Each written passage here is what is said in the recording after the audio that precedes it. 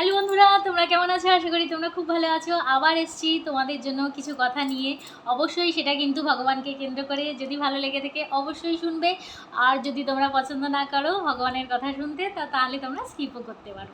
তো চলো শুরু করা যাক।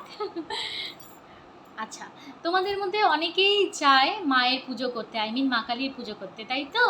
তো যদি তোমরা মা কালীর পুজো করতে চাও, মায়ের বীজ মন্ত্রের জাপ করতে চাও, দেখো মা তো মাই হচ্ছে, ঠিক আছে? মা না সব কিছু দেয়, হ্যাঁ। তো একটা মনে বাসনা থাকে না, মায়ের কাছে এটা চাইবো ওটা চাইবো, লোভ করে কিছু চাইবে না, মন থেকে চাইবে। তো মা তোমাদের মনোকামনা নিশ্চয়ই পূর্ণ করবে, কারণ কলিযুগের জাগ্রত দেবী হচ্ছে মা কালী।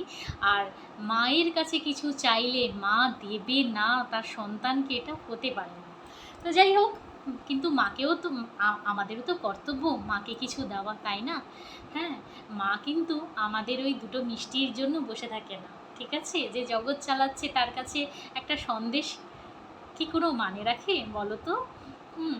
তো যাই হোক, আমরা তাকে কি দিতে পারি জানো? তাকে আমরা জাপ দিতে পারি, তার নাম দিতে পারি, তাকে ভোগ দিতে পারি। সেই ভোগটা কিসের জানো? সেই ভোগটা মিষ্টি বা ফল বা খিচুড়ি পায়েস এইসবের না, তার নাম জাপের ভোগটা তাকে দিতে পারি, এটুকু মাকে করতে পারি।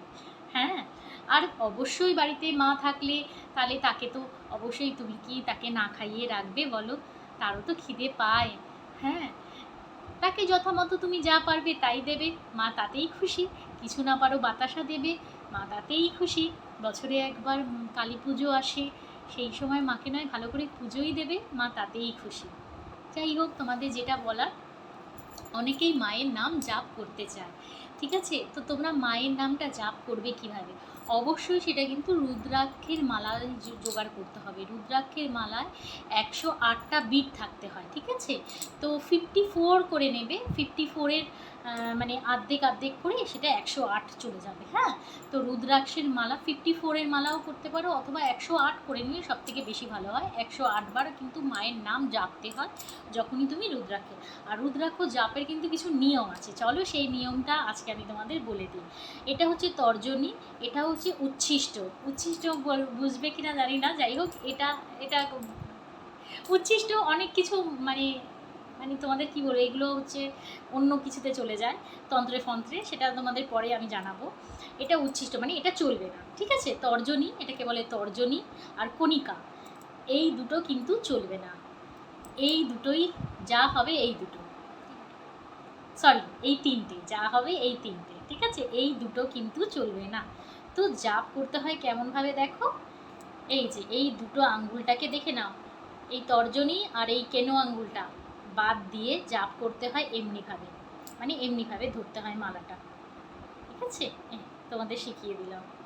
আমি যেন অনেক দেরি করেই মালা ধরতে শিখেছি, আগে আমি এই উচ্ছিষ্ট দিয়েই করতাম। তা আমি চাই না তোমরা করো, আমি জানতাম না তাই করতাম, কিন্তু তাইতেই ভগবান প্রসন্ন। আমি তোমায় মানে আমার ভিডিও যদি দেখে থাকো, আমি তোমাদের একটা কথাই বারবার বলে থাকি, ভগবান মনটা দেখে, তুমি কি মনে কী বাসনা নিয়ে ভগবানকে পুজো করছো, ঠিক আছে? ভগবান তোমাকে এটা দেখবে না তুমি এটা ভুল করছো।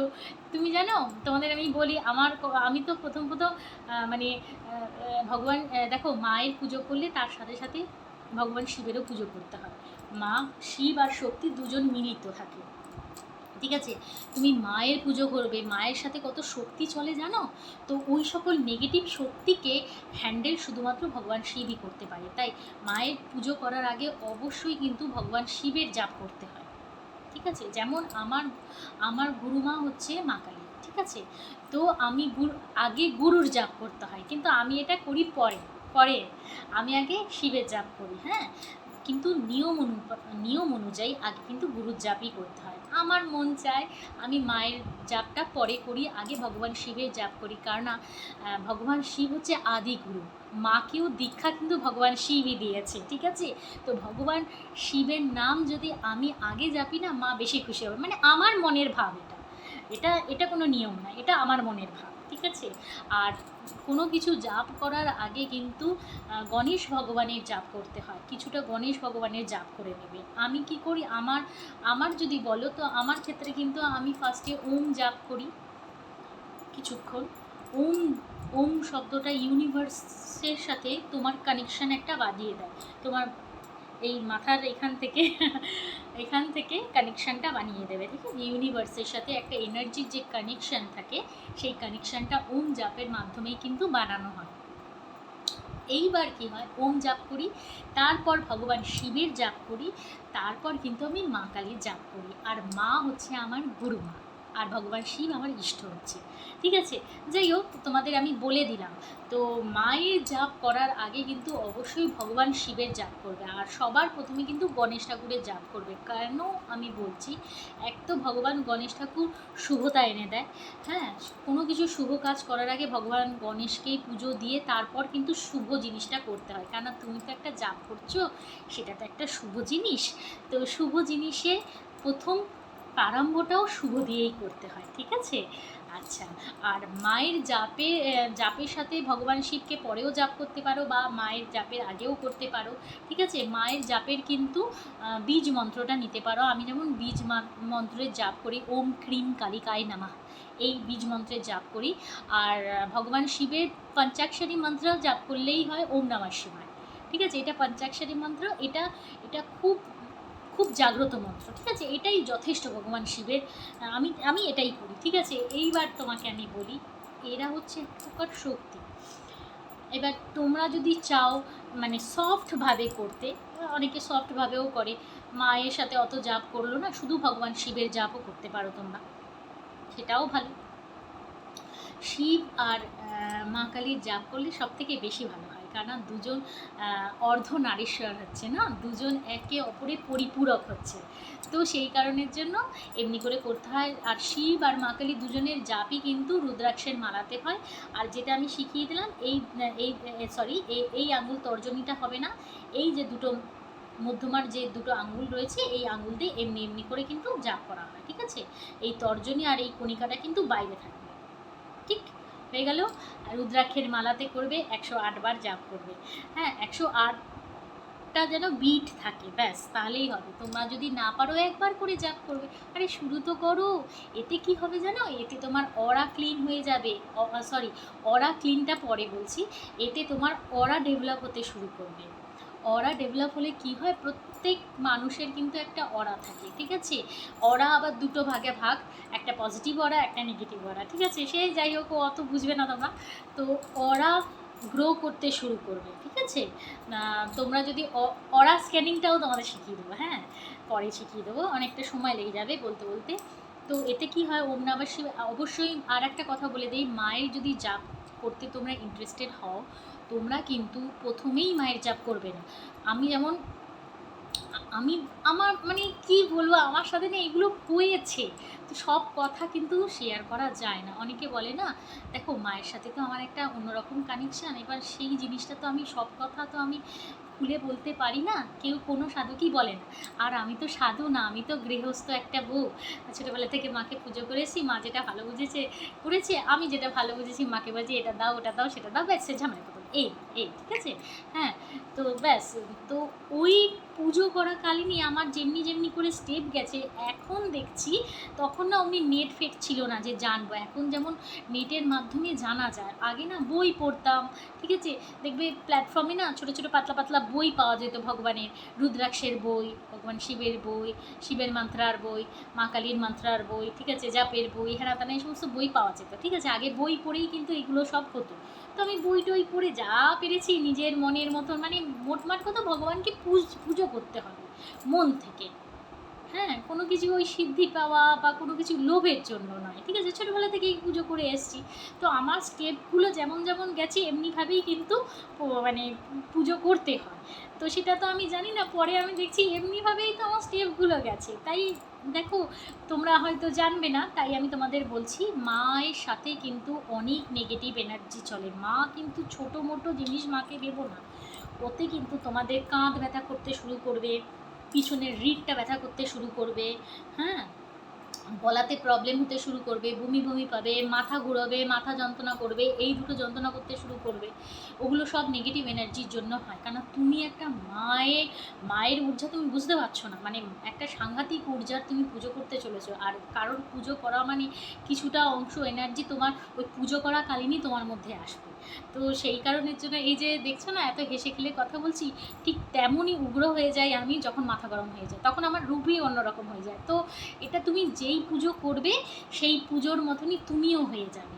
তো এইবার ব্যালেন্স কী করে করতে হয় সেটাকেই ব্যালেন্স করে কিন্তু ভগবান শিব, দেখবে ভগবান শিব একদম ঠান্ডা মেজাজে, সবসময় ঠান্ডা, দেখ না মাথায় সবসময় জল পড়ে ভগবান শিবের, ঠান্ডা। তো ওই গরমের সাথে ঠান্ডাটাকে কি হয় অ্যাডজাস্ট করে নাতিশীতোষ্ণ ওই রকম হয়ে যায়, হ্যাঁ, একদম মিডিয়াম হয়ে যায়, একদম ঠিক হয়ে যায়।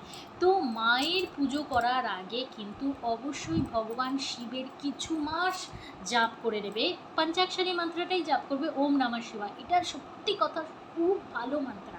আরেকটা বলে দিই, ওম নমঃ শিবায়, ব্যাস পঞ্চাক্ষরী, লাস্টে যদি আরেকটা ওম লাগিয়ে দিতে পারো তাহলে তোমার নেগেটিভ এনার্জি ওর মধ্যে ঢুকবে না। তোমাদের আমি বলে দিই, যে কোনো এই যে ওম নমঃ শিবায় এই যে মন্ত্রটা, এটা সাংঘাতিক পজিটিভ ঊর্জা দেয়, তোমার অরাটাকে এত ভালো বানিয়ে দেবে। অবশ্য মায়ের জাপ যখন করবে তখনও অরা হবে তোমার। তো এবার অরাটা এত সুন্দর বানিয়ে দেবে। এবার দেখো আমরা নিজের চোখে কিন্তু আমরা সব কিছু দেখতে পাই না, আমাদের চোখের সামনে কিন্তু অনেক রকমের পজিটিভ নেগেটিভ এনার্জি ঘুরে বেড়ায়। যখন থার্ড আইটা জাগ্রত হয়ে যায়, এখানে আমাদের থার্ড আই থাকে, হ্যাঁ, থার্ড আইটা জাগৃত হয়ে যায় তখন কিন্তু ওই সমস্ত এনার্জি দেখা যায়। তুমি কি ভাবছো তুমি ঘরে তুমি একাই আছো? না না, এটা ভুল কথা, ঠিক আছে, অনেক কিছু থাকে। তো পজিটিভ এনার্জি নেগেটিভ, যাদের আত্মা শান্তি পায় না তারা নেগেটিভ এনার্জিতে পরিণত হয়। এবং তুমি যদি জাপ করছো, ভগবান শিবের জাপ করছো বা মায়ের জাপ করছো, সেটা একটা পজিটিভ ঊর্জা পাচ্ছে, তোমার বডিতে পজিটিভ ঊর্জা ভর্তি হয়ে যাচ্ছে। এবার তারাও তো মুক্তি পেতে চায়, তারা তো মানে পিশাচ ইয়োনিতে, ভূত ইয়োনিতে ঘুরে বেড়াচ্ছে, হ্যাঁ, এই জন্য তো মুক্তি পায়নি বলেই তো এখানে সেখানে ছুটে বেড়াচ্ছে। এবার তারা তখন তোমার কাছ থেকে সেই ঊর্জাটা নিতে চায়, কারণ তারা জীবনভর কোনো জাপ করেনি এবং সেই কারণের জন্য ওরা মুক্তিও পায়নি, হ্যাঁ। এবার তখন তোমাকে হানি করার চেষ্টা করবে, মানে তোমাকে কিছু অসুস্থ করিয়ে তোমার ওই জাপটা নেওয়ার চেষ্টা করবে। যদিও তার মুক্তির পরে তোমার জাপ কিন্তু তোমার কাছেই চলে আসে, কিন্তু সেই সময়টা তো তোমার মানে ও নিয়ে নিল। তো সেই কারণের জন্য অবশ্যই তোমরা কি করবে, মায়ের মন্ত্র জাপ করার আগে মিনিমাম 3 থেকে 6 মাস, 6 মাস তো হওয়া উচিতই, 3 থেকে 6 মাস ওম নমঃ শিবায় জাপটা করবে। আর ওম নমঃ শিবায়ের পরে ওমটা জুড়ে দিলে কি হয়, ওই যে নেগেটিভ এনার্জি তোমার অরার মধ্যে ঢুকতে পারবে না, তোমার কাছ থেকে কোনো জাপ নিতে পারবে না, ঠিক।